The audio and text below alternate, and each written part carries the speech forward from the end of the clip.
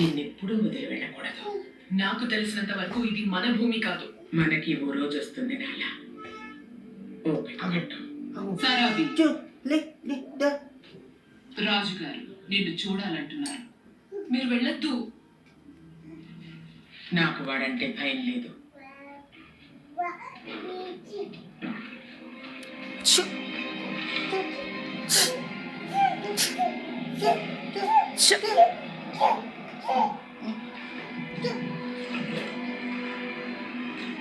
నాతో పాటు తినొచ్చు కదా సార్, అవి ఇద్దరికీ సరిపోతుంది.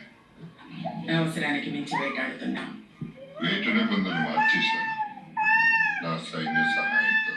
అలా అని అందరినీ చంపేస్తావా? నీకు అర్థం కాలేదా?